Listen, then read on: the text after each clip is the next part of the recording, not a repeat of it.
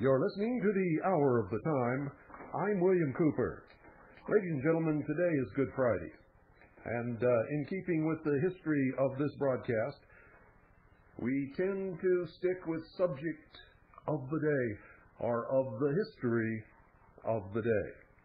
Whether you are a Christian, a Muslim, a Buddhist, a Jew, an agnostic, an atheist, it doesn't matter. Everyone should at least know the meaning behind the term Good Friday, so that you can be a better neighbor to those who respect and honor this day and the events that transpired approximately, because there are disagreements amongst those who claim to know, 2,000 years ago. So folks, sit back and be prepared to learn a little bit about the history of the Christian religion. After Jesus was arrested in the Garden of Gethsemane, he was taken before the Sanhedrin.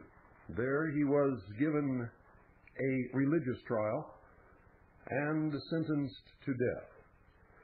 However, not being able to carry out the sentence because of their own religious law, the Sanhedrin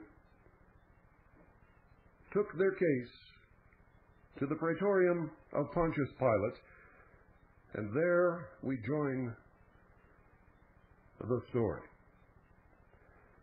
Advised that the members of the Sanhedrin and a great crowd of people were outside the Praetorium asking to speak to him about a certain Jesus of Nazareth, Pilate went out, and having glanced around at them, asked by way of a start, "What accusation do you bring against this man?" They answered, "If he were not a criminal, we should not have handed them over to thee." This answer was no accusation at all. It was merely intended to capture Pilate's goodwill, implicitly inviting him to trust the accusers and accept the judgment pronounced by the Sanhedrin. It as much as told the governor not to worry. They had the very same views he did regarding justice and equity, and they referred this man to his court only because he was a real criminal, deserving of death. Pilate interpreted their words for what they were worth. The seasoned Roman understood immediately that this was another of the many questions which hinged on the Jews' religious beliefs and in which he had no desire to become involved. Hence he took refuge in the existing norms and answered, "Take him yourselves and judge him according to your law." This was merely a suggestion that they apply the laws of their nation, exclusive, of course, of capital punishment. But this, you see, was the very crux of the matter, and the accusers indirectly called it to Pilate's attention. "It is not lawful for us to put anyone to death." This answer revealed their true purpose and also indicated what had taken place that night. If the Sanhedrin appealed to Rome's representative, it was not for permission to impose a fine or a sentence of excommunication or the 39 legal stripes, all of which they could lawfully inflict without the procurator's approval. The accusers wanted permission to carry out the death sentence which the Sanhedrin had passed that night, but was powerless to execute.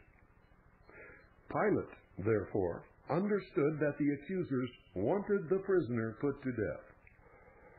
Thus Jesus' case was presented before the civil authority, but proofs were necessary to convince the new judge, who almost certainly had never heard of Jesus of Nazareth, and the accusers chose those calculated to make the most telling impressions upon him. The Jews then said to him, "We have found this man perverting our nation and forbidding the payment of taxes to Caesar, and saying that he is Christ, Messiah, a king." Luke chapter 23, verse 2. This was a strictly political charge and took the place of the religious charges brought against Jesus before the Sanhedrin. Here, before the Roman magistrate, Jesus is represented as a political revolutionary, and more specifically, as attempting to prevent the payment of tribute to Caesar as well as imposing as a political messianic king. The last part of the charge implied political royalty. But Pilate was not so naive as to accept the glitter for the gold. He sensed something quite different at the bottom of these charges. In any case, the accusers had chosen what was very delicate ground for him. To him, as Rome's representative, they had brought a man charged with conspiring against Rome, and although he immediately perceived that the charge was unfounded, he was forced to discuss it. If he did not, there was real danger that the disappointed plaintiffs would denounce him to Rome as being lax and negligent toward political movements against the authority which he represented. Hence, as a man of law, he was determined to expose the duplicity of the accusers, but as Roman magistrate, he must figure as the guardian of the imperial authority. There was nothing to do but question the prisoner himself. Pilate re-entered the praetorium, where the prisoner had been led, while the accusers remained scrupulously outside, and he began his inquiry with the most critical question of all. "Art thou the King of the Jews?" The question in substance repeated the last charge brought against Jesus, but as Pilate used it, the term "King of the Jews" was deliberately ambiguous. In reality, it meant more or less, "Are you the King of the Jews" in any one of the supramundane and deiform meanings used so frequently in the writings of your nation? Or are you King of the Jews in the sense in which Herod, the son of Antipater, was king here in Palestine a half-century ago? Are you the king of an ideal and invisible world? Or are you the king of this material and visible world? Jesus answered Pilate, "Dost thou say this of thyself, or have others told thee of me?" Pilate saw that this answer was intended to remove the ambiguity in his question, and he was annoyed, and he replied somewhat scornfully, "Am I a Jew? Thy own people and the chief priests have delivered thee to me. What hast thou done?" Jesus' answer again distinguished between the two meanings in Pilate's original question. "My kingdom is not of this world. If my kingdom were of this world, my followers would have fought that I might not be delivered to the Jews. But as it is, my kingdom is not from here." Somewhat surprised by this answer, Pilate determined to clarify one point at least, and replied, "Thou art then a king?" undoubtedly expecting Jesus to deny it. But Jesus did not deny it, for he answered, "Thou sayest it, I am a king." Which meant, "I am truly a king, as you say." Nevertheless, he added an explanation which said what Pilate had perhaps expected. "This is why I was born, and why I have come into the world, to bear witness to the truth. Everyone who is of the truth hears my voice." Annoyed, Pilate interrupted roughly, "What is truth?" This was not so much a question as an exclamation, especially since Pilate immediately rose to go out and parley with the Jews. These words merely indicated that the discussion was going into abstract ideas which did not interest the magistrate at all. In Rome, Pilate had listened hundreds of times, perhaps, to the philosophical debates held in homes and marketplaces, and he had been woefully bored by the disquisitions on truth and error. And so on that morning, he had not the remotest desire to hear another from this obscure Jew. In any event, even this brief conversation with Jesus had convinced Pilate more than ever that he was innocent, and that the whole denunciation had been prompted by hatred over some religious squabble. And here, two distinct elements in Pilate's character met and intensified each other. One was the sense of law or justice, which as a Roman magistrate he certainly possessed, and which required him to demand respect for the law. The other was his scorn for the leaders of Judaism. which was being offered excellent opportunity in the name of the law to block their wishes. Both of these sentiments clamored for acquittal. Meanwhile, the mutterings of the crowd could be heard, and now and again a unanimous outcry seemed to fling one or another of the accusations into the building. Before going out to them, Pilate tried, as it were, to get some help or suggestion from the prisoner himself in his own defense. And so he came back to him again and asked, "Hast thou no answer to make? Behold, how many things they accuse thee of." Mark 15, verse 4. But the prisoner, who had just proclaimed himself the witness of the truth, made no answer. Pilate was not a little surprised, but he still proposed to protect the defendant even without his help. And going out, he declared, "I find no guilt in this man." This should have ended the trial then and there. The Sanhedrin, more than the mob, were indignant. They protested violently, all shouting at once the various charges against Jesus, emphasizing particularly the political one. "He is stirring up the people, teaching throughout all Judea and beginning from Galilee even to this place." Luke chapter 23, verse 5. These last words especially caught Pilate's attention because they seemed to offer a solution to the problem. He asked if Jesus was a Galilean. And when they told him he belonged to the jurisdiction of the Tetrarch, Herod Antipas, he saw a way to use the fact to his own advantage. Pilate was sure Jesus would appear just as innocent upon examination by Herod as he had in the questioning he had undergone in the Praetorium. That would give him another argument with which to silence the accusers and humiliate them, besides with complete legality. In addition, this case afforded him a fine opportunity to better his relations with the Tetrarch, which had been quite unfriendly of late, probably because Herod spied on the Roman magistrates in the Orient for the Emperor Tiberius. Hence, he decided to send the Tetrarch's subject to him for judgment, ostensibly as a mark of deference. Actually, since Jesus had been accused before the tribunal of the representative of Rome, that was where he should have been judged. But Pilate, for these practical reasons, was quite willing to forego jurisdiction in this case. Herod Antipas was in Jerusalem for the Pasch. When he learned the procurator was sending him the Galilean prisoner, he was exceedingly glad, for he had been a long time desirous to see him because he had heard so much about him, and he was hoping to see some miracle done by him. We know, in fact, that Herod Antipas half believed Jesus to be John the Baptist risen again, and the innate superstition of the man who had murdered the precursor was heightened by memory of his victim. Herod asked Jesus many questions, but without receiving one single answer from him. If the accused refused to speak, however, his accusers, who had zealously followed him, were generously articulate. Before the Jewish king, they probably emphasized the more typically Jewish charges, such as Jesus' alleged blasphemies, his violation of the Sabbath, his supposed threats against the temple, and his declaration that he was equal with God. The prisoner's silence was a great disappointment to Herod.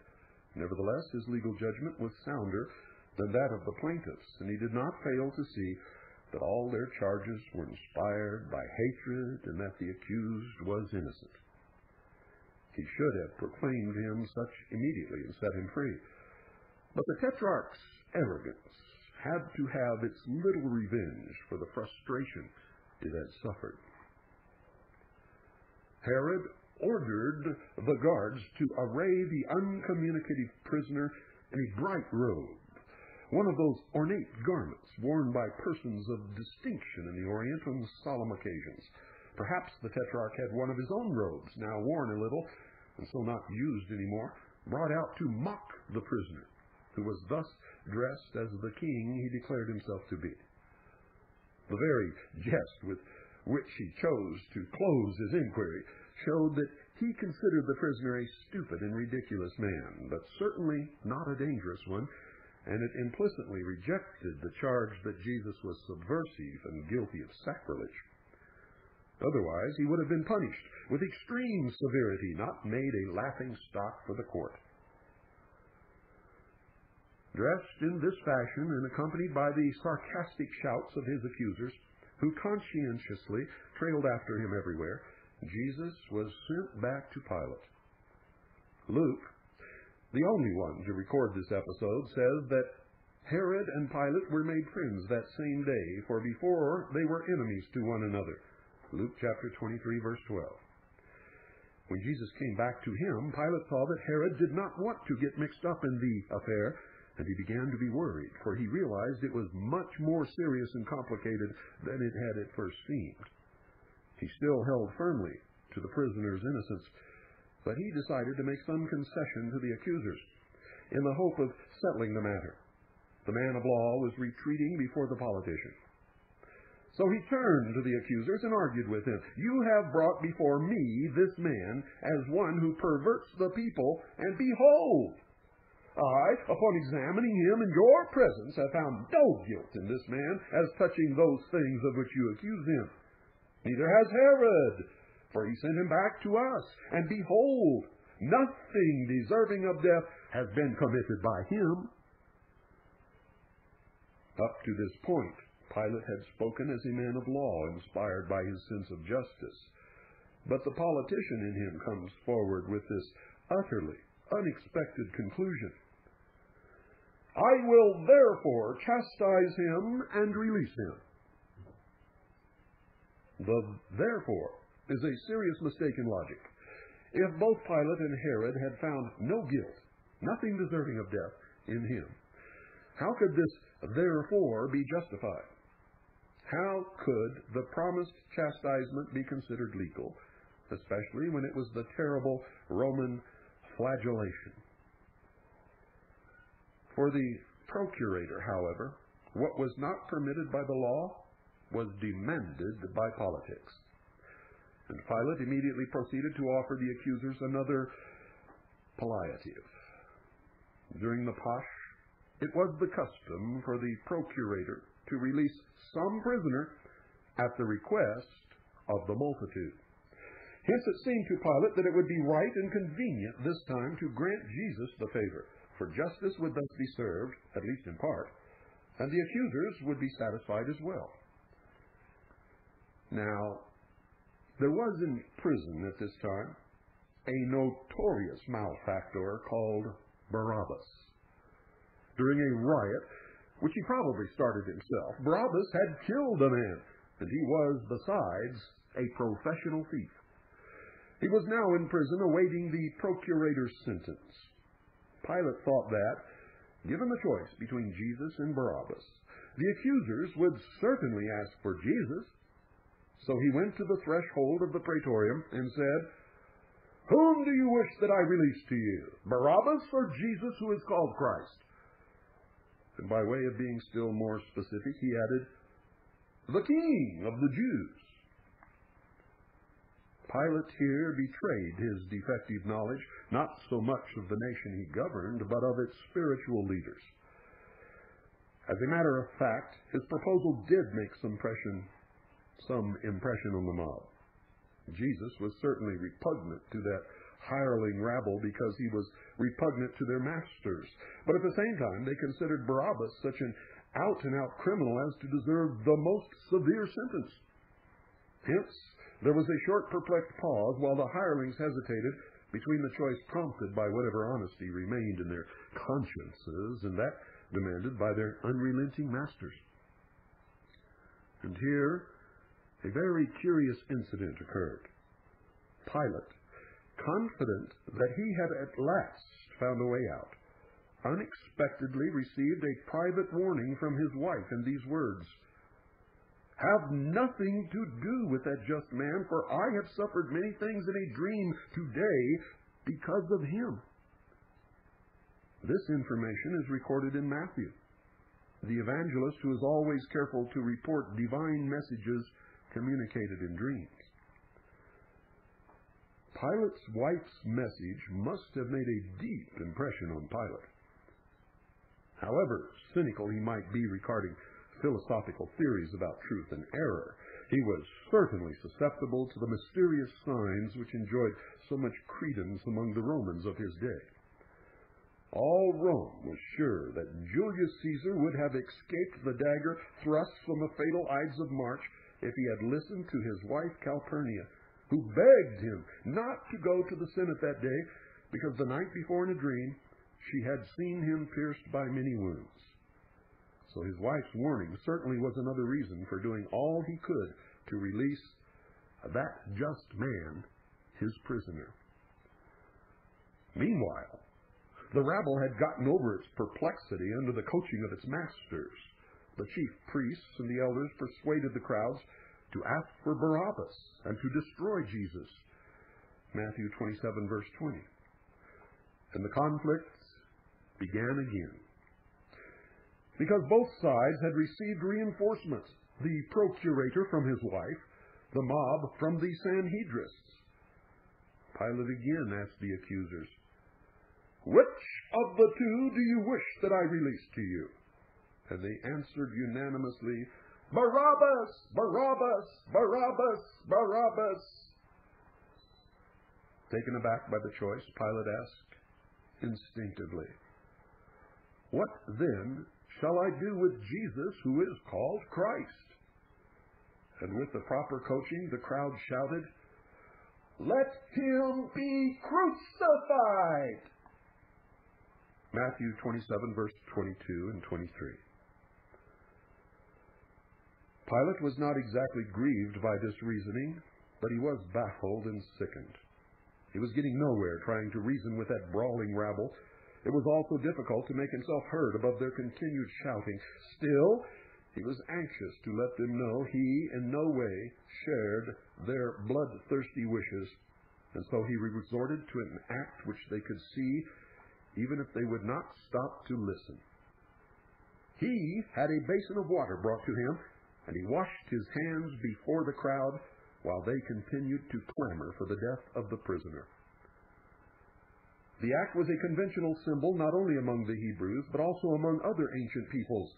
In this instance, it showed that the procurator refused to accept any responsibility for the request being made of him, whatever the outcome of the affair. Then, at a moment when the din had somewhat subsided, he shouted, "I am innocent of the blood of this just man. Look you to it." Several of them heard his words, and their answer came back with promptness and confidence. "His blood be upon us and upon our children." This wish or prayer suggests a brief reflection, which is, after all, not irrelevant to the trial of Jesus. It was expressed unanimously both by the spiritual leaders of Judaism and a large representation of the people of Jerusalem. It was therefore a truly representative voice of the people, a strictly official prayer expressing the will of both the head and the members. It was not addressed to the Roman procurator, but to a much higher judge, to the judge who was invoked so often in the sacred scriptures of Israel, and who was the only one who could make that disputed blood fall upon the heads of Israel's future children. Only that supreme judge could make the voice of the people a voice of God by making the wish come true. Today, anyone who can read can decide for himself whether or not it has come true merely by contemplating the evidence of history. We mention this also because in our day the question has been taken up again by those very children mentioned in the prayer. These children in 1933 set up in Jerusalem a special tribunal composed of 5 outstanding Israelites in order to re-examine the sentence. Their verdict, passed with a 4-1 vote, was that the ancient sentence of the Sanhedrin should be revoked. They affirmed that, quote, "The innocence of the accused was proved. His condemnation was one of the most terrible errors ever committed by men, and the Hebrew race would be honored in making reparation for it," end quote. At this point, Pilate found his own thoughts and feelings in no little conflict. Personally convinced of Jesus' innocence, his wife's message had strengthened his conviction. Besides, the governor's cantankerous temperament saw a fine opportunity here to do the people he governed one of those mean turns he so delighted in, this time with the support of law and justice. On the other hand, the persistence of the accusers, instead of abating, had increased, and, if completely opposed, it might easily lead to one of those tumults which were the principal worry of every Roman governor of Judea. The mayor thought of such a possibility, to say nothing of his fear of the reports that might be given of him in Rome, made Pilate more than cautious about his decision, and as they beclouded the austere vision of justice in his eyes, the seductive features of political expediency gradually took its place. Hence, he tried one thing after another, almost as if to beguile the accusers with minor concessions. In the first place, he granted the mob's request for the release of Barabbas. In addition, still hoping to make the accusers more pliable, he had Jesus scourged, as he had promised. Among the Romans, the flagellation ordinarily preceded crucifixion, but sometimes it was a penalty in itself, and it could be inflicted in place of capital punishment. And it was carried out by the soldiers. The prisoner was stripped and made to bend over a post to which his wrists were bound. The blows were administered not with rods, but with a special instrument, the flagellum, a stout leather whip with several tails weighted with little metal balls or even with sharp points. Among the Jews, the legal scourging was limited to a certain number of stripes, but among the Romans, its extent was left to the caprice of the floggers or the prisoner's endurance. Especially if he was going to be executed, he was an empty image with which the law was no longer concerned, a body which could be beaten with merciless freedom. And usually one who underwent the Roman scourging was reduced to a sickening and terrifying monstrosity. At the first blows, the neck, back, hips, arms, and legs grew livid, and then became streaked with bluish welts and swollen bruises.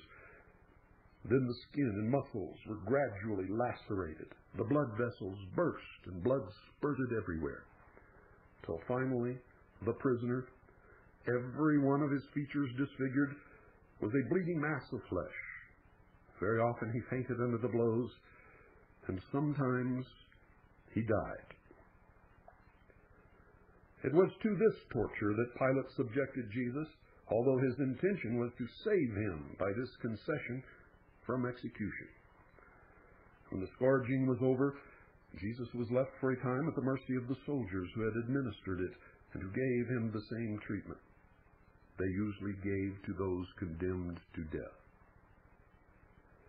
Any sport, whatever, any brutal jest or inhuman mockery was permissible. So when the scourgers had finished flogging Jesus and set about clothing him again, they called their companions to join in the hilarious performance that was to follow. When they dressed Jesus in a red mantle, the kind worn by generals in a triumph, they plaited a crown of thorns and put it on his head. And then in his hands, still bound at the wrists, they set a reed for a scepter. Had he not declared himself the king of the Jews? Well, let him present himself as a king to the soldiers, complete with scepter, diadem, and cloak. These soldiers must have put all the more gusto into their jeers and jibes because they were not legionnaires, but cohort auxiliaries, recruited for the most part, probably, from among neighboring peoples hostile to the Jews, especially the Syrians and the Samaritans. Hence it was a particularly diverting pastime to shower their scorn and ridicule on a king of those Jewish scoundrels that they hated so much. Then, just as special homage was paid a general in his triumph, these brutal clowns began to file past Jesus, each one stopping to kneel in front of him and repeat obsequiously, "Hail, King of the Jews!" and immediately rising again, to spit in Jesus' face. And taking the reed from his hands, they would slam it down upon the crown of thorns. Meanwhile, from Jesus' first appearance before Pilate at dawn, no less than 4 hours must have gone by. It must now have been between 10 and 11 o'clock in the morning. Pilate was still thinking how he might next try to save Jesus, and the mob was still waiting outside the praetorium, noisily persistent. Pilate attached no importance whatever to the painful insults inflicted on the prisoner after the scourging, since he had neither ordered nor prohibited them, but he did place some hope in the legal and psychological effect of the scourging. When Jesus, disfigured by the torture he had undergone and clad in his trumpery garments, was once more brought before him, he decided to base his last appeal to the mob on the impression he hoped such a bleeding rag of humanity would have upon them. Hence, he ordered Jesus to be led out after him, while he announced to the crowd, "Behold, I bring him out to you, that you may know that I find no guilt in him." Jesus, who by now could barely stand, was pushed across the threshold of the praetorium and appeared, as our eyewitness tells us, John chapter 19, verse 5, wearing the crown of thorns and the purple cloak. Pointing to him, Pilate exclaimed to his screaming accusers, "Behold the man!" In Greek, the exclamation meant something like our, "Here's the fellow now," and it certainly carried with it no overtone of pity, but it did implicitly invite the accusers to reflect whether there was any point in using further violence against a man reduced to that condition. The scene which followed can be described only in the witness's own words. Quote, "When, therefore, the chief priests and the attendants saw him, they cried out, saying, 'Crucify him! Crucify him!' Pilate said to them, 'Take him yourselves and crucify him, for I find no guilt in him.' The Jews answered him, 'We have a law, and according to that law he must die, because he has made himself Son of God.'" John chapter 19, verses 6 and 7. End quote. Pilate's words were not a permission to crucify the prisoner. They were a second invitation to reflect that he could not, in conscience, pronounce the sentence they demanded, and hence the prisoner could not be put to death because they did not have the power to execute him. The accusers were quick enough to grasp the procurator's meaning, and their answer, which appealed to the Hebrew law, drew their magistrate out of his own field to that of religion, in which the Romans had always shown the utmost respect for the beliefs of the conquered Jews. Substantially, they suggested to Pilate the possible threat that if he did not pass the death sentence, they would regard him as the protector of the impious and sacrilegious. And so here they struck a weak spot in the armor of Pontius Pilate. And here again, nothing can take the place of the evangelist's account. Quote, "Now when Pilate heard this statement, he feared the more, and he again went back into the praetorium and said to Jesus, 'Where art thou from?'" Probably the uneasy procurator hoped that Jesus' answer would furnish him some new answer to give his accusers, but Jesus simply did not answer him at all. Pilate therefore said to him, "Dost thou not know that I have power to crucify thee, and that I have power to release thee?" Jesus answered, "Thou wouldst have no power at all over me, were it not given thee from above. Therefore he who betrayed me to thee has the greater sin." End quote. At this answer, Pilate found himself alone in his opposition to the mob. The procurator's resistance was fortified only by his conviction that the prisoner was innocent and by his desire not to give the Jews what they wanted. But the first made no impression whatever on the accusers, and the second he could not, in all prudence, make known to them. Hesitating and still uncertain, he could see no way out of the difficulty. His state of mind is described by the evangelist, quote, "And from then on Pilate was looking for a way to release him," end quote, John chapter 19, verse 12.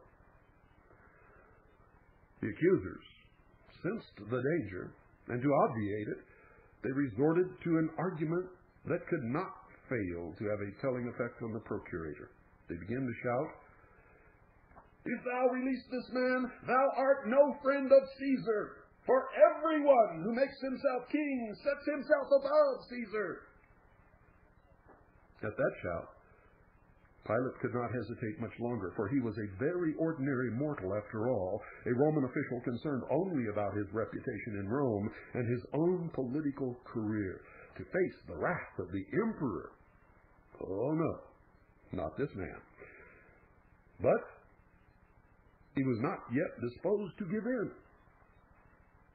And completely annoyed by the fact that his hated subjects, shrieking and chattering like monkeys, blocked him at every turn, he was still hoping for some unforeseen something to save the situation. And he decided to face the conclusion of the trial in direct argument with the accusers. Shortly before, they had threatened to consider him the protector of the impious and the sacrilegious if he freed Jesus. But had not the accused proclaimed himself the spiritual king of the accusers themselves? As a political administrator, Pilate did not enter into religious questions, but for this very reason he could not take action against one who claimed for himself a preeminence that was purely religious with nothing whatsoever political about it. How did he know but what the prisoner had a whole crowd of disciples disposed to accept his religious royalty? Could he kill the leader of a strictly religious society and then persecute all its members too? For that's what he would have to do. Obviously not. As a layman and an impartial magistrate, he was obliged to respect the religious royalty of the accused and command respect for it. Pilate thought this reasoning might save Jesus, and he resorted to it as his last hope. It was about the 6th hour, according to John chapter 19, verse 14, or a little before noon. And with the intention of ending the trial and pronouncing his final judgment, Pilate had his tribunal with its curule chair set up outside on the Lithostrolos in the presence of the accusers. And then he came out, the prisoner being led after him, sat down in the curule chair, and reopened the discussion. Pointing to Jesus, Pilate said, "Behold your king!" What did the accusers think of the prisoner's royalty? It was not clearly a political royalty, as the magistrate, who knew a thing or two on that score, could easily see. Was his a royalty in the religious sense of the term? You see, Pilate knew nothing about such matters and did not want to have anything to do with him. Let the accusers answer, therefore. The procurator's words sounded like bitter sarcasm to the mob, and they shouted loudly, "Away with him! Away with him! Crucify him! Crucify him! Away! Away! Crucify him!" But Pilate persisted. "Shall I crucify your king?" The answer this time, as the evangelist expressly states, came from the chief priests, who shouted, "We have no king but Caesar." Pilate saw his last loophole blocked. The royalty of the accused could not be taken seriously, either by the magistrate or by the accusers. The latter, and precisely the most prominent among them, recognized no royalty in Jesus and proclaimed that their one and only king was the Roman Caesar. Obviously, Caesar's representative could not express any different opinion on this point, just as he was forced to crucify the false king in order not to offend the religious sensibilities of the accusers. That must have been Pilate's reasoning, more or less, and then, concludes the evangelist, he delivered him to them to be crucified. The sentence had now been passed, and nothing remained but to execute it. The representative of Rome had condemned the prisoner to a Roman penalty at the request of the accusers, for when the Jews had shouted to Pilate, "Crucify him! Crucify him!" they had asked for a punishment not Jewish originally, but Roman. The ordinary Jewish penalty for blasphemy with which Jesus had been charged before the Sanhedrin was stoning. At the time of Jesus, however, crucifixion had been in use for many years among the Jews of Palestine. It had been introduced among them when they first came in contact with the Romans, especially in the year 63 BC, when Pompey the Great captured Jerusalem.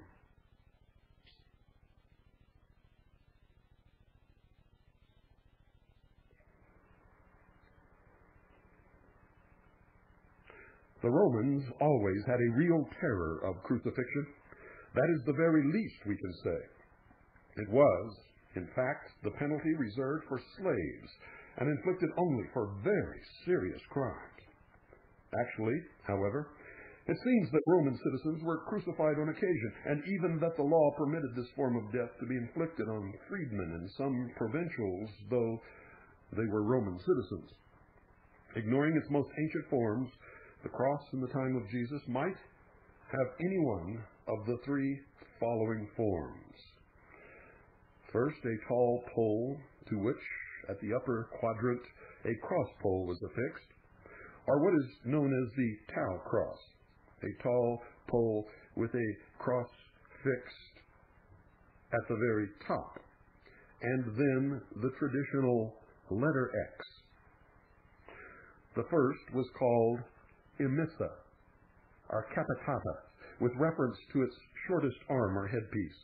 The middle one was called commissa, and was the only one with 3 arms and no headpiece, today called the tau.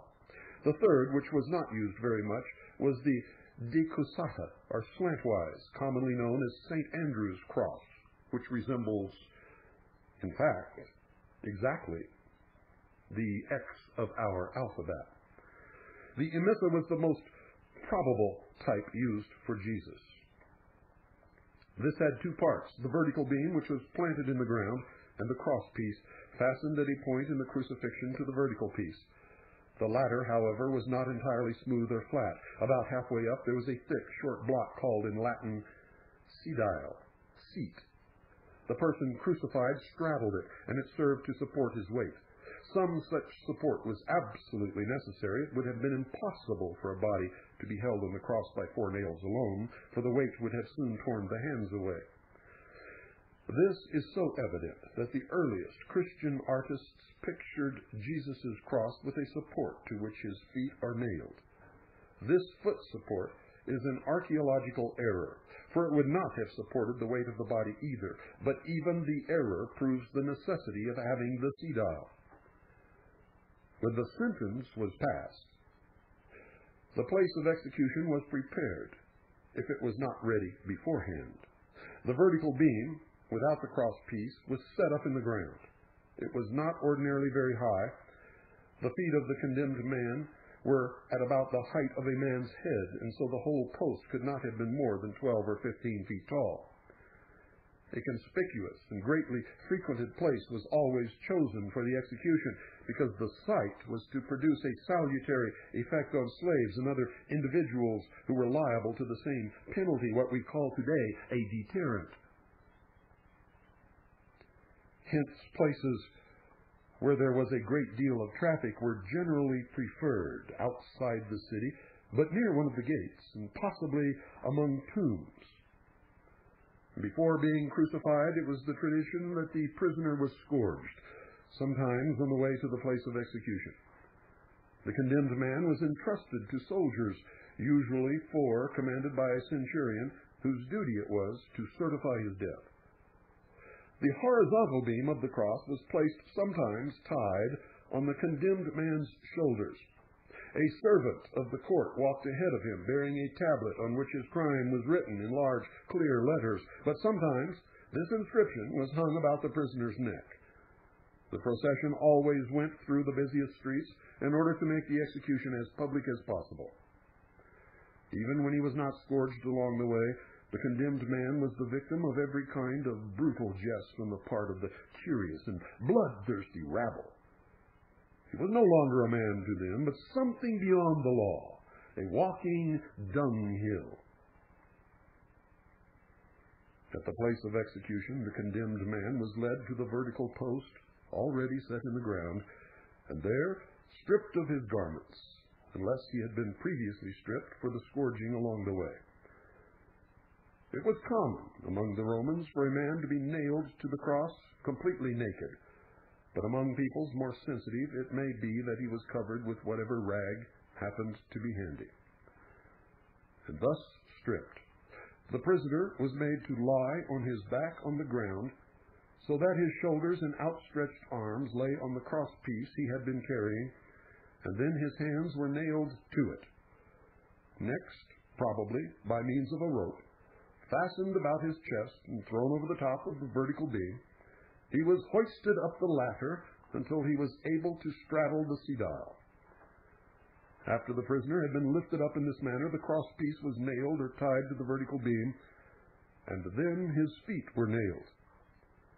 Naturally, this required 2 nails and not one, as Christian art has so often imagined, for since the prisoner was straddling the sedile, his feet hung almost at the sides of the vertical beam and could not be crossed. In this state, the crucified awaited death. Hour after hour, he could see all kinds of people pass beneath him. Patricians who refused him even a glance, busy merchants who might pause for just a moment as they passed, the riffraff and the slaves who amused themselves watching the progress of his suffering. He might perhaps glimpse some sign of compassion, the only one, on the face of a relative or former associate lingering in the vicinity. But it was a barren pity at best, for the soldiers prevented anyone from approaching to give the sufferer any relief whatever. The only things that could possibly reach the shred of humanity nailed to the cross were the stones thrown from a distance by urchins, or by some former rival anxious for a last bit of bitter revenge. Death might result from loss of blood, fever, the acute suffering caused by hunger, and especially by thirst, or from other physiological causes. Usually it took quite some time to die, and the merciless sun burnt the skin.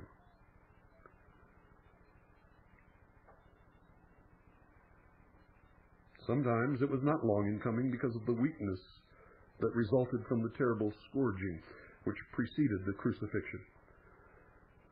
But more robust constitutions, however, sometimes remained alive on the cross for several days altogether, dying gradually in the most frightful agony, and sometimes the executioners deliberately hastened the end either by lighting a fire at the foot of the cross to produce a cloud of heavy smoke, or by piercing the body of the victim with a lance, or by breaking his thigh bones with a club. In the earliest times, the corpse was left hanging on the cross until it decayed and just fell down to the ground piece by piece. Around Augustus's time, however, friends or relatives were ordinarily granted permission to bury the body, but only if they requested it. All this was the general procedure in all crucifixions, and it was followed in the crucifixion of Jesus also. When the procurator had pronounced the sentence and written his statement of the crime on the tablet, it assumed an official character. It was to be transcribed in the government archives and communicated to the emperor in Rome, and it was also to be executed immediately. After all, not much preparation was necessary to carry out the sentence of crucifixion. The vertical piece was standing ready in the place of execution, or if not, it could be set up in a few minutes, and it would not take more than a few strokes of an axe to prepare the crosspiece from any kind of beam. Hence all that remained to be done was to summon the soldiers, hand over the condemned man to them, and proceed to the place designated. The place where Jesus was crucified fulfilled all the conditions mentioned. Just outside the walls at the northern end of the city, there was a little rocky mound a few yards higher than the surrounding terrain, the appearance of which had prompted its picturesque name, the Skull, or in Latin, Calvaria, and in Aramaic, Golgotha. It was an ideal spot for the crucifixion, for on it the condemned man would hang in full view, and since it was such a short distance from the city gate, many people were sure to pass that way. And besides this, there was a tomb nearby, and perhaps more than one, and so the place fitted this last condition also. This, then, is where Jesus was sent to be crucified. It would not have been a long walk from the Antonia, only a little over half a mile. Not only were the streets crowded that day because of the Pasch, however, but it is also probable that the soldiers chose the longest and most congested route to give the execution the required publicity. Those most concerned about the latter were the chief priests and the other Sanhedrists who followed the condemned man in triumph, and who would certainly not have lost the opportunity to prolong their victory and his humiliation in the sight of the populace. Yet from the beginning, a very bitter fly turned up in their ointment. The procession was composed of the soldiers, the chief prisoner, Jesus, and 2 common thieves, also condemned to death.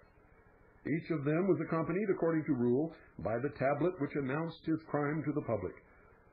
Jesus' tablet was inscribed in the 3 languages commonly used in the district, Hebrew, Aramaic, Greek, and Latin, and its text, dictated by Pilate, read substantially as follows: Jesus of Nazareth, King of the Jews. The sharp-eyed Sanhedrists caught a glimpse of this along the way, and they were able to read it even more clearly when it was nailed up on Jesus' cross. Precise jurists that they were, they discovered an enormous error in this statement. The man was being crucified not because he was the King of the Jews, as the inscription indicated, but because he had said he was King of the Jews, and he really was not. Into their verdict. Touched to the quick, they hurried to the procurator and pointed out this terrible mistake, which had to be corrected in the interests even of the government. The people might be insulted upon reading in an official document that the King of the Jews had been crucified, especially since only an hour before that same devoted people had publicly declared that they recognized the Roman Caesar as their only sovereign. The chief priests of the Jews said therefore to Pilate, "Do not write King of the Jews." But he said, "I am King of the Jews," Pilate answered. "What I have written, I have written." John chapter 19, verses 21 and 22. Pilate had somewhat recovered himself. Now that there was no longer any danger of being denounced to Rome, he took his revenge for the defeat he had suffered and repaid the Sanhedrists' exhibitions of loyalty with spiteful perversity. And this was the first drop of bitterness in their cup of triumph. From the Antonia, the procession wound slowly through the crowded streets, and many of those who had been shouting in front of the praetorium were probably gone home to prepare for the Paschal meal. Several of the elders followed the procession, however, to make sure that nothing went wrong and that the matter was ended once and for all. The jokes and jibes the rabble always had ready for the condemned were certainly not wanting along the way, but the most exquisitely cruel jests were directed at the man whom the elders pointed out to the especial attention of the mob's brutality.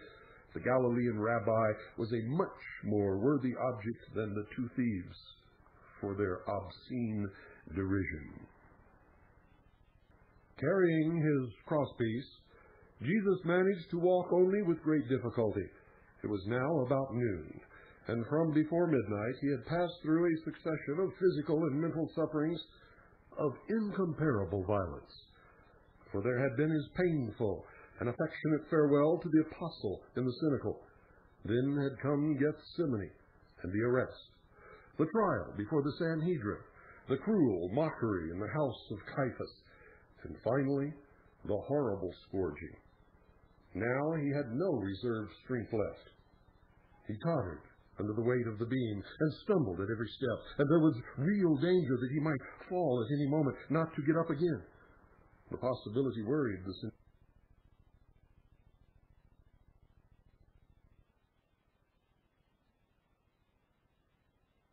So he resorted to requisition. There happened to be passing by a certain Simon of Cyrene. Mark takes care to point him out to his Roman readers as the father of Alexander and Rufus. He was coming from the country where he had been working and was now on his way home.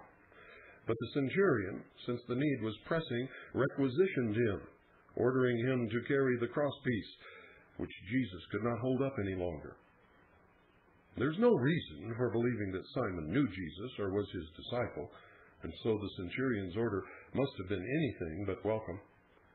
If, however, his son Rufus later became a leading figure in the Christian community in Rome, and if Paul, through respect, called Simon's wife mother, we may conclude that the service he reluctantly lent Jesus begot the very best of consequences in a way unknown to us. But Simon was not the only one who helped Jesus. Another comfort, this time spontaneous, came to him from the woman, and Luke, the evangelist of feminine pity, is the only one to record it for us. Perhaps when the crossbeam was taken from his shoulders and he straightened a little in relief, Jesus noticed in the crowd following him a group of women who were weeping and lamenting him. They were daughters of Jerusalem, hence citizens of the capital, although there may have been with them some of the Galilean women who ordinarily followed Jesus. There was in Jerusalem a kind of society of mercy composed of noble ladies organized to help in some way those condemned to death. Perhaps these women who now approached Jesus belonged to some such association, and they must have performed their act of mercy all the more wholeheartedly if they knew Jesus, at least by name. And Jesus returned their compassion in kind, thinking again of the imminent destruction of Jerusalem. He saw the anguish women and mothers would have to endure in that catastrophe, and he felt with them in their maternal grief, forewarning them of its future victims. And so he said to them, "Daughters of Jerusalem, do not weep for me, but weep for yourselves and for your children. For behold, days are coming in which men will say, 'Blessed are the barren and the wombs that never bore, and breasts that never nurse.' Then they will begin to say to the mountains, 'Fall upon us,' and to the hills, 'Cover us.' For if in the case of green wood they do these things, what is to happen in the case of the dry?" Luke chapter 23, verses 28 through 31. And if these things which the pious women deplored with tears that day were befalling the innocent condemned to death, what would happen 40 years later when the destruction of Jerusalem would overwhelm a sinful nation, a people laden with iniquity, a wicked seed, children of perdition, as Isaiah had expressed it? Chapter 1, verse 4. When the procession reached the place called the Skull, the crucifixion was carried out immediately. Wine mixed with myrrh, believed to numb the senses, was offered to Jesus, and certainly to the two thieves also. But it no sooner touched his lips than he refused it, choosing to drink with full consciousness to the last drop the chalice given him by his heavenly Father. All three were stripped of their garments, though it is possible they were conceded some kind of loincloth. The garments of the crucified fell to the soldiers, who divided them into equal shares.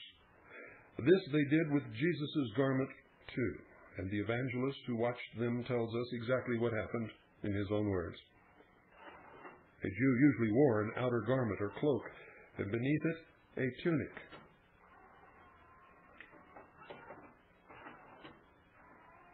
The cloak was made of 2 pieces of cloth sewed together, but the tunic might be without seam, woven in one piece from the top. The soldiers, therefore, when they had crucified him, took his garments, and made of them 4 parts, to each soldier a part, and also the tunic. Now the tunic was without seam, woven in one piece from the top. They therefore said to one another, "Let us not tear it, but let us cast lots for it, to see whose it shall be." John chapter 19, verses 23 and 24. The cloak could be divided along the seams with no great loss, but since the tunic was in one piece, it would have lost most of its value if it had been cut into 4 parts. So the soldiers agreed to give it to the one favored by the dice. But in their action, the evangelist sees the fulfillment of the messianic prophecy in Psalms 22, verse 19, which says, "They parted my garments amongst them, and upon my vesture they cast lots." Stripped of his garments, Jesus was laid upon the ground. His arms were stretched along the crosspiece he had carried, and his hands were nailed to it. Next he was lifted to the vertical beam, already set in the ground and set astride the support. Then his feet were nailed. His cross was in the middle. The 2 thieves were crucified, one on each side of him. On his cross was fixed the tablet telling his crime. The crucifixion was finished not long after noontime. On this last point, there seems to be a contradiction between John's statement that Pilate pronounced sentence at the 6th hour, or a little before noon, and Mark's information. Now it was the 3rd hour, and they crucified him. Various hypotheses have been proposed to reconcile these 2 statements. The most reasonable solution seems the one based on the customs of the country at the time. The period from dawn to sunset was divided into 12 hours, which varied in length according to the season of the year. But this division was theoretical rather than practical. In countries like Judea, where mechanical devices for measuring time were extremely rare, the people usually determined the time of day from the sun, and so had ended up by dividing the hours of daylight into 4 equal periods, 2 before noon and 2 after noon. Hence, from dawn to what we should consider 9 a.m. was always morning, or the period of the 1st hour. From 9 a.m. until noon was the period of the 3rd hour. From noon until 3 p.m. was the period of the 6th hour, and from 3 p.m. until sunset was the period of the 9th hour. The synoptics rarely deviate from this terminology, Matthew 20, verses 1 through 6, but it is more usual for John to name some of the intermediate hours. John chapter 1, verse 39, 4, verse 6, chapter 52, chapter 4, verses 6 and 52, chapter 11, verse 9. Instead of the longer periods, because of his desire to be specific, in all likelihood, the discrepancy between Mark and John with regard to the hour in which Jesus was crucified is due entirely to this one point, that Mark is referring to the period of the 3rd hour, which lasted until the 6th hour or noontime, while John means literally the 6th hour of the day, or high noon. At least, that's an explanation. So far as we know, Jesus did not speak throughout the whole process of crucifixion. There was scarcely any strength left in his torn body, and his thought was absorbed in contemplation of his heavenly Father, to whom he was offering the sacrifice of himself. The first words from the cross which are recorded for us, however, while addressed to the heavenly Father, concerned those on earth around him. Perhaps it was while they were nailing his hands or his feet that he exclaimed, "Father, forgive them, for they know not what they do." Luke chapter 23, verse 34. He asked pardon not so much for the unwitting soldiers hammering on the nails as for those others who had deliberately arranged that he would be crucified. Even to them, Jesus grants his own forgiveness and implores the Father's pardon for them, because they do not know now what they earlier refused to know. He generously uses the consequence of their earlier guilt to excuse the present crime. And from the cross, Jesus watched with drooping but still penetrating eyes all that was going on about him. Below him lingered the chief priests and the other Sanhedrists. Really, it was time for them to be returning home, like good Israelites, to superintend the preparations for the Paschal meal, but they preferred to loiter a little, gloating happily. They kept walking back and forth beneath the three crosses. Sometimes they glanced angrily at the cross in the middle, and now and again they planted themselves before it with their hands behind their backs and addressed the crucified directly. Thou who destroyest the temple and in 3 days buildest it up again, save thyself. If thou art the Son of God, come down from the cross. Other Sanhedrists preferred an argument ad hominem, which was at the same time an apologia of their own behavior. He saves others, himself he cannot save. Yes, he is the King of Israel. Let him come down now from the cross and we will believe him. He trusted in God. Let him deliver him now if he wants him. For he said, I am the Son of God. But no answer came from that cross, nor did the one they had crucified descend from it. Neither would have done those interlocutors any good. And there were insults and reproaches also from the two crucified thieves. Matthew and Mark say, the robbers also, meaning that the insults came from the thieves without specifying whether from one or both. Luke does make a distinction, however, and says that one insulted Jesus while the other prayed to him. One of them, perhaps to suck some bitter consolation from the ruin that had overtaken his own life, he kept repeating to Jesus, if thou art the Christ, save thyself and us. But the other robber did not share his feelings, and he rebuked him, saying, dost thou not even fear God, seeing that thou art under the same sentence, and we indeed justly, for we are receiving what our deeds deserve, but this man has done nothing wrong. Probably the good thief knew Jesus of Nazareth by reputation, and obviously, despite his crimes, there was a residue of goodness left in him. In the face of death, it rises to the surface and covers all his past. The dying man clutches the last hope left to him, personified in the just man unjustly killed. Turning to him, he says, Lord, remember me when thou comest into thy kingdom.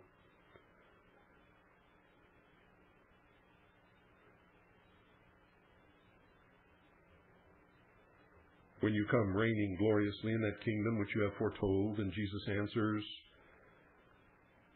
Amen, I say to thee, this day thou shalt be with me in paradise. Among the persons Jesus could see from the cross, there was only one small group which was any source of comfort to him, or was it perhaps an added source of sorrow? The names of those in the little group nearest the cross have been given us by the evangelist who was with them, although he omits his own name, referring to himself only as the disciple whom Jesus loved. With him were standing his mother and his mother's sister, Mary of Cleophas, Alphaeus, and Mary Magdalene. John chapter 19, verse 25. And after Jesus' death, the synoptics mention another larger group at a greater distance from the cross, composed of women who were weeping and lamenting. They were the women who had helped Jesus in his ministry and had followed him from Galilee to Jerusalem. Matthew 27, verses 55 and 56, and Mark 15, verses 40 and 41. Among those in the second group, we have the names of Mary Magdalene, as in the first group, Mary, the mother of James the Less and of Joseph. This Mary also appears in the first group as Mary of Cleophas, and in addition, a Salome, and the mother of the sons of Zebedee, both of whom are the same person. That at least two of the women are mentioned in both groups is not surprising because they are mentioned at different times. The first group before Jesus' death, and the second group standing a certain distance away after it had occurred. In the group nearest the cross, then, stood the mother of Jesus with the beloved disciple. Was her presence a comfort to him as he hung on the cross? The soldiers prevented her from approaching him, and the nails prevented him from making any gesture whatever to her. Mary's voice was stilled with grief, and Jesus could not speak from weakness. They could communicate only with their eyes. As the mother gazed upon her son, she perhaps thought to how frightful a state that body formed in her womb in a manner unique in the world was now reduced. And as the son looked at his mother, perhaps he reflected how she who had been proclaimed blessed among women was now become the object of extreme pity. But at a certain moment, gathering all his strength, he nodded to his mother and said, "Woman, behold thy son." And then to the beloved disciple he said, "Behold thy mother."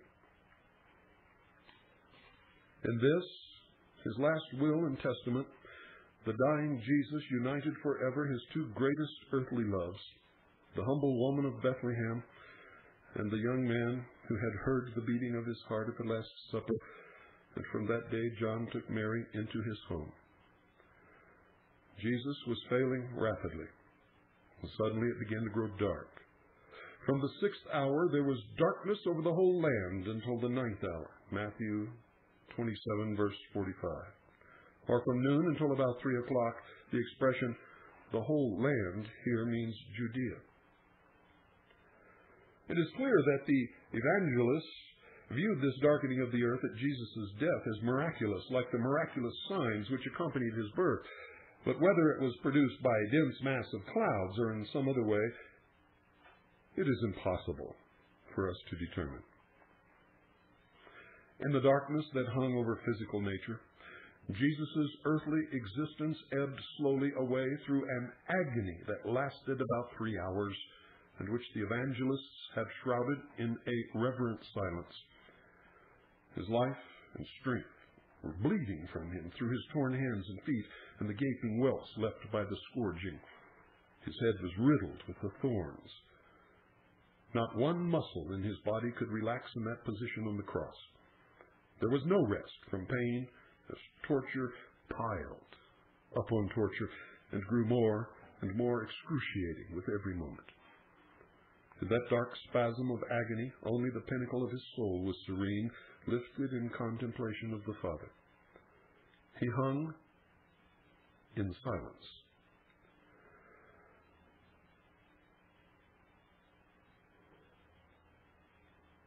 Suddenly, about the 9th hour, Jesus cried aloud, saying in Aramaic, "Eli, Eli, lema sabachthani." Rather than an exclamation in themselves, these words were a quotation. They were the beginning of Psalm 21 and mean, as Matthew and Mark add in Greek, my God, why hast thou forsaken me?" Since this is a quotation, its full meaning must be derived from the entire composition which it introduces. This psalm, in fact, predicts the final sufferings of the future Messiah. And in reciting its first line from the cross, Jesus meant to apply it to himself. Among other things, the ancient psalm had said, and I quote, my God, why hast thou forsaken me? O my God, I cry by day, and thou dost not answer, and by night neither is there any rest for me. And I am a worm and no man, the reproach of men and despised by the people. All they that see me laugh me to scorn. They open wide their mouths and wag their heads. Let him turn to the Lord. Let him deliver him. Let him save him, seeing he delights in him. They have pierced my hands into my feet. I can number all my bones. They look and see me. They part my garments among them, and for my vesture they cast lots. Hence, Jesus' exclamation affirms once again that he is the Messiah, and as proof, indicates the manifest fulfillment in himself of the prophecy that he is quoting. But some did not understand the very first words of the exclamation, Eli, Eli. The learned scribes present certainly recognized the quotation, but others, less well informed, took them as an invocation to the prophet Elias, unless they purposely misunderstood them to have a fresh excuse for jeering at the suffering Christ. And with mingled curiosity and sarcasm, they exclaim, "Behold, this man is calling Elias." As he hung, waiting on the cross, Jesus spoke again. "I thirst." Given his loss of blood and extreme exhaustion, this was natural, but it is not the whole exclamation.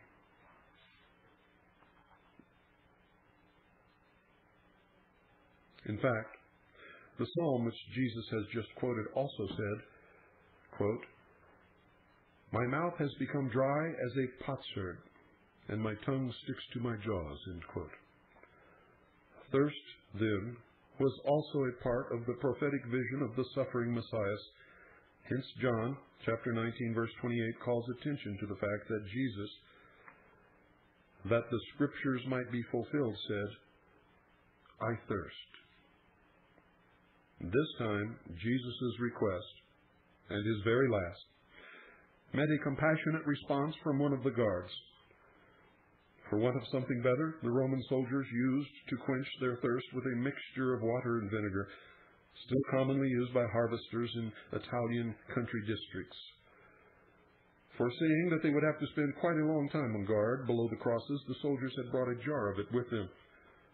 And at Jesus' cry, one of them soaked a sponge in it, set the sponge on a rod, and held it up to his lips. Those who had been shouting about Elias did not like the soldiers' action at all, and they tried to dissuade him, exclaiming, "Wait, let us see whether Elias is coming to save him. Wait, hold on there." Matthew 27, verse 20 and 49. That's Matthew 27, verse 49. In their opinion, if Elias was going to save Jesus, he would also manage somehow to cure his thirst. Seems that the soldier answered them with the same exclamation. Mark 15, verse 36. "Wait, let us see," etc., etc., etc. As if to say that it might be better to comfort the crucified a little while they were waiting for Elias to come. And Jesus, who a few hours before had refused the wine and myrrh, now sucked the liquid from the sponge. Evangelists call it vinegar, for a definite reason, to echo the passage in Psalm 68, verse 22, which says, "In my thirst they gave me vinegar to drink. When he had taken the mixture, Jesus murmured, 'It is consummated.'" And shortly afterward, a shudder seemed to pass over his racked body, and he again cried out in a loud voice, saying, "Father, into thy hands I commend my spirit." And then he bowed his head. And we have to assume at that point that he was dead. And at that moment, strange things took place in the darkened city. Two great embroidered curtains hung within the temple, one between the vestibule and the holy place, and one between the holy place and the Holy of Holies, to remind the devout of the inaccessibility and invisibility of God who dwelt in the Holy of Holies. About the 9th hour, as Jesus was dying, one of the curtains, probably the inner one, split in two from top to bottom, almost as if to signify that it no longer had any function. For the invisible God was no longer inaccessible. There were earthquake tremors also, and the rocks were rent, and the tombs were opened, and many bodies of the saints who had fallen asleep arose. And coming forth out of the tombs after his resurrection, they came into the holy city and appeared to many. Matthew chapter 27, verses 51 through 53. The resurrection of the dead is probably anticipated in this passage, for it seems to have taken place after the resurrection of Jesus, with which it is here connected. Now, when the centurion and the soldiers on guard saw the strange phenomena which accompanied Jesus' death and reflected on the calm and unusually rapid manner in which it had come, they recalled his whole attitude during the trial, and putting two and two together, were convinced that such a prisoner was not only innocent, but a very extraordinary being. They began to exclaim, "Truly, this was a just man. Luke chapter 23, verse 47. And with reference to the disputed accusation against him, truly this man was the Son of God. Mark 15, verse 39. And then, the attitude of the mob changed. As soon as Jesus was dead, the Sanhedrists had nothing more to fear from him for the moment, and so they went home to prepare for the Paschal meal. Hence there was no one left to bully the crowd and prompt the jibes against the crucified, and so they could show their true feelings. They too were impressed by the darkened day and the heaving earth, and remembering what had taken place at the trial, they began to walk away from the cross, beating their breasts. Luke 23, verse 48. On their way home, the Sanhedrists suddenly remembered a precept of the law. They kept reminding themselves that they had done a very holy deed in having Jesus crucified, but its holiness would be imperfect if his body were left hanging that night. No, it must be buried that same afternoon before sunset as the law commanded, especially since sunset marked the beginning of the most solemn feast of the Pasch. So they went to the procurator and requested him to observe this precept, suggesting at the same time the simplest way to do so. It would be enough to break the legs of the three who had been crucified, and in a few moments they would all be ready for burial. Not many moments before, another Sanhedrist had gone to the procurator with a request to bury Jesus. Christ's death had somewhat revived the courage of his disheartened disciples. There was among them a certain Joseph, a native of Arimathea, northwest of Lydda, a wealthy man of great prestige, a member of the Sanhedrin, and also a disciple of Jesus, although for fear of the Jews, a secret one. John chapter 19, verse 38. Spiritually, then, he somewhat resembled Nicodemus, who was also a member of the Sanhedrin, although Joseph had had the courage to disagree with his fellow Sanhedrists when they condemned Jesus to death. Luke 23, verse 51. Now he dared even more. Perhaps at the request of Jesus' relatives and friends, he went to Pilate and requested the body of Jesus for burial as Roman law allowed. And Pilate heard his request willingly, but was surprised that Jesus had died so soon. So he called the centurion who was in charge, and when he had confirmed Jesus' death, Pilate gave Joseph permission to take the body. Almost at the same time, the other Sanhedrists arrived, and Pilate, granting their request too, ordered other soldiers, not those still on guard at the crosses, to break the legs and then take the bodies down. The evangelist who witnessed their arrival says, "The soldiers therefore came and broke the legs of the first and of the other who had been crucified with him. But when they came to Jesus and saw that he was already dead, they did not break his legs. But one of the soldiers opened his side with a lance, and immediately there came out blood and water." John chapter 19, verses 32 through 34. Hence the two thieves had survived Jesus and were dispatched. Jesus' legs were not broken, because it was evident that he was already dead.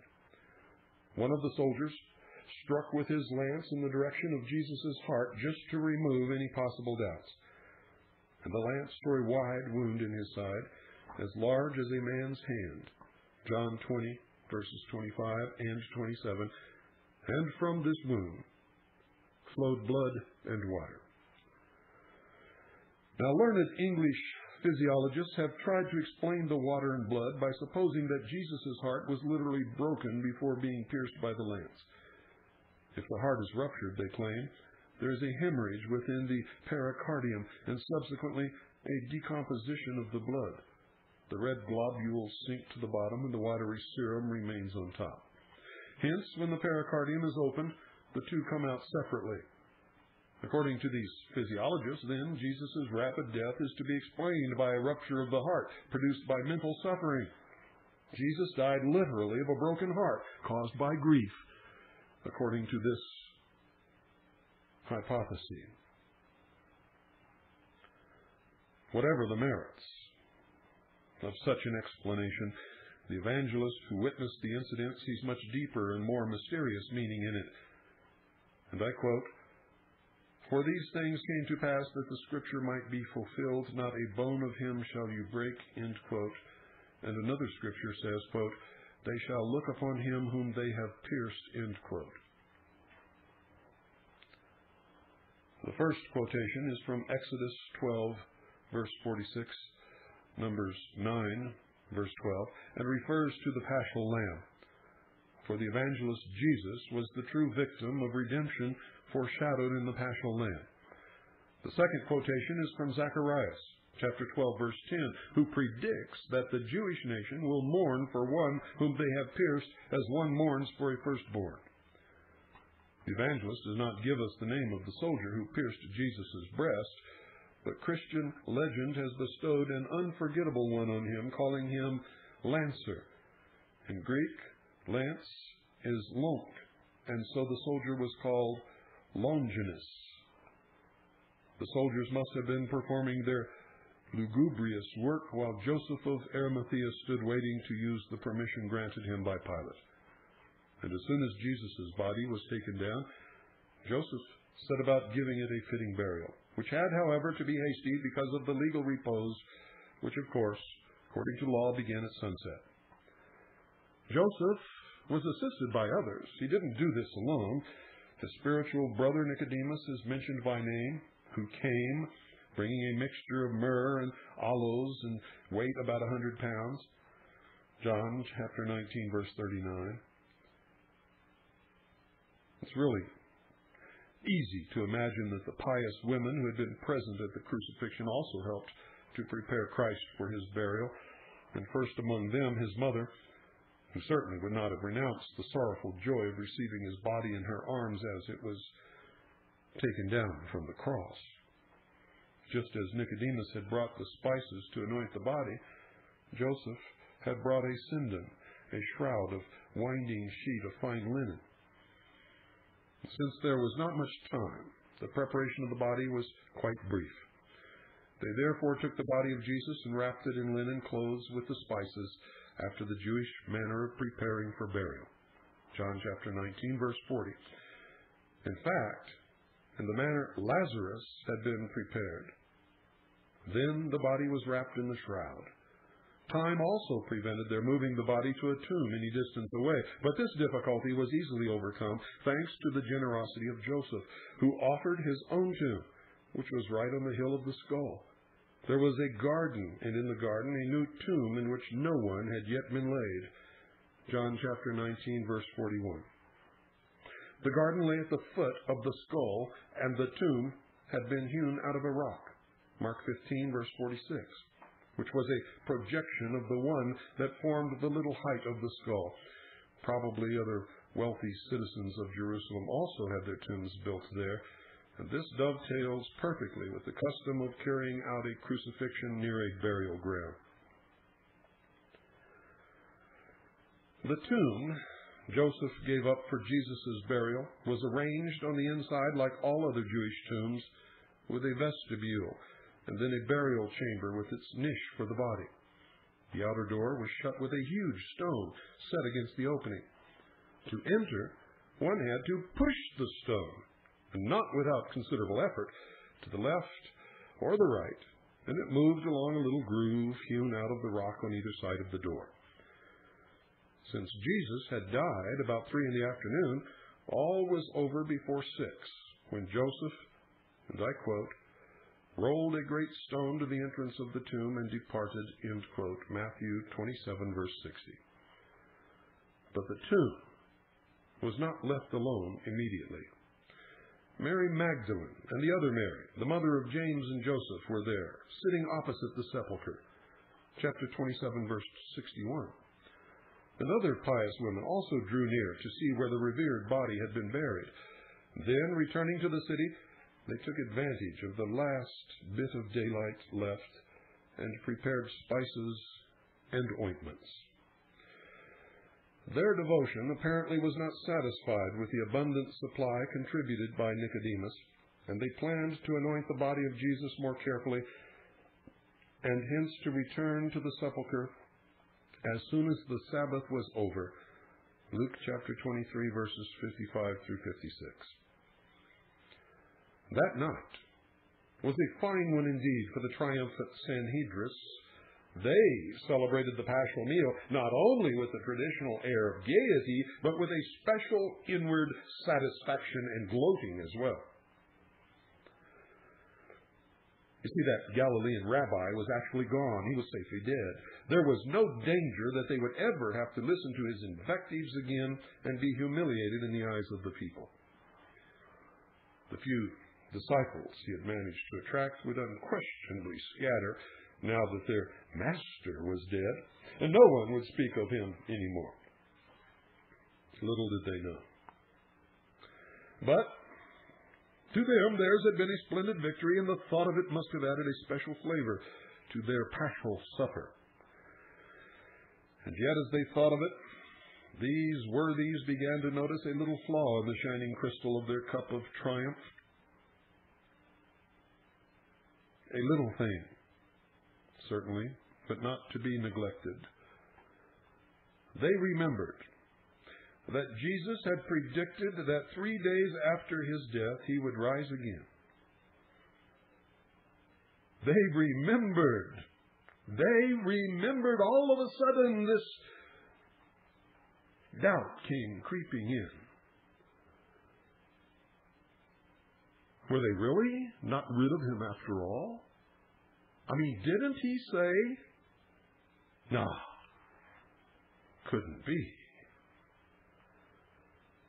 They remembered that Jesus had predicted that 3 days after his death he would rise again. No, couldn't be. This was sheer boasting. There was no doubt about that. Or was it? Most of them were convinced. Sadducees and so maintained that resurrection of the dead was impossible. Or was it really? This gnawing doubt began to grow, and this remembrance sort of put a dampener on their celebration. But, even if it was impossible, this boast might give rise to imposters, rumors, and other annoying consequences. Maybe we're not shed of him yet. It might be better to remedy that little flaw and forestall the trouble. Mightn't it? And so they got together. And on the following day, although it was their Pasch, some of them took the short, legitimate walk to Pilate's house to give him some very good advice. Sir, we have remembered how that deceiver said while he was yet alive, "After 3 days I will rise again. Give orders, therefore, that the sepulchre be guarded until the 3rd day, or else his disciples may come and steal him away and say to the people, 'He has risen from the dead,' and the last imposture will be worse than the first." Pilate answered them brusquely, "You have a guard of your own. Go guard it as well as you know."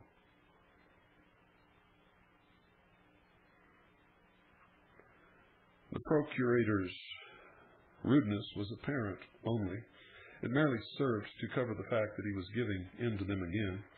Actually, he had granted the request and again let the Sanhedrists use the detachment of guards composed of Roman soldiers that he was accustomed to put at their disposal. Matthew 28, verse 14, John 18, verse 12. That was all they wanted. They just wanted to be rid of this nagging doubt, this possibility, this fly in the ointment, no, he's done, he's gone, he's dead, this can't be, we don't need any more of this. Be gone with him.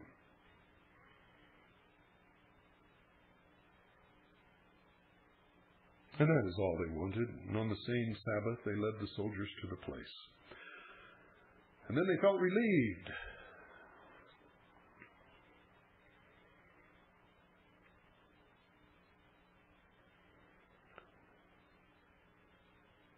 But not relieved enough. For no one could surpass those particular Jewish leaders for wariness. They took precautions against the possibility that would hardly occur to anyone else. You see, they foresaw that the soldiers though they stayed on guard before the tomb, might be susceptible to the bribes of Jesus' disciples and let them into the tomb. So they affixed their seals between the stone rolled against the entrance and the rock from which the tomb was cut. This was a wise precaution, since no one could possibly enter the tomb without breaking the seals for which the soldiers were responsible, and the dead man would be sure not to rise again.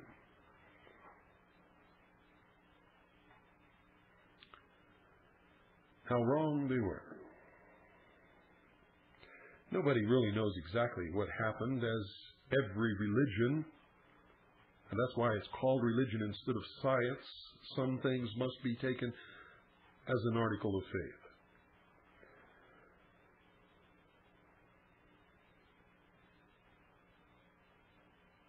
The same historical documents which have narrated the story of Jesus up to this point do not stop with his death, but with the same authority they relate his resurrection and second life. That is more than sufficient for those, ancients as well as moderns, who do not admit the possibility of the supernatural, Acts chapter 17, verse 32, to promptly reject this whole second part of the gospel narrative. These persons are logical, granted the principles from which they start, but it is significant that their conclusion is determined solely by those principles, not by any deficiencies or uncertainties in the documents. In the account of Jesus' second life, the four evangelists follow the same procedure as before. They do not pretend to give a complete, detailed, strictly chronological account of what happened. Instead, they choose the facts which seem most opportune to them, and they arrange their material in the order most convenient for their individual purposes.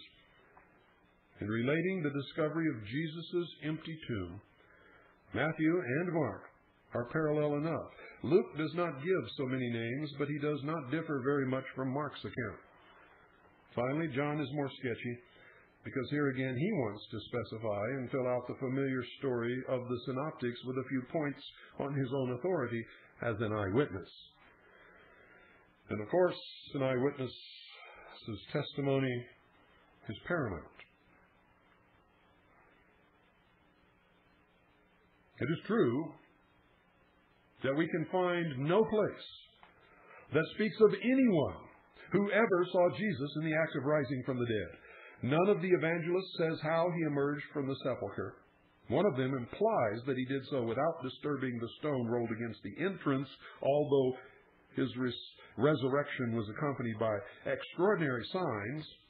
Quote, "And behold, there was a great earthquake, for an angel of the Lord came down from heaven, and drawing near, rolled back the stone, and sat upon it. His countenance was like lightning, and his raiment like snow." End quote. Matthew 28, verses 2 and 3. Hence it was the angel who rolled away the stone, but the tomb was already empty, and the stone no longer served any purpose. All four evangelists agree that the sepulchre was discovered to be empty very early on Sunday morning, or the next day, whatever day it must have been, and since he was crucified on the Sabbath, it had to be Sunday morning. The soldiers sent by the Sanhedrin had been on guard there since the day before, and certainly at that early hour of the morning, they were still stretched out asleep on the ground.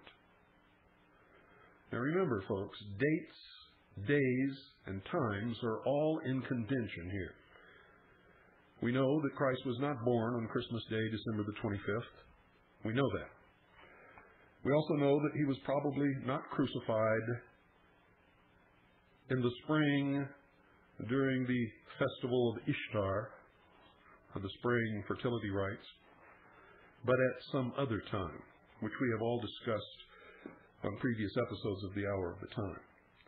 So don't get caught up in the dates or whether it was Saturday or Sunday or anything like that. For what we're concerned with now is the meaning of this day, not whether or not it was actually this day.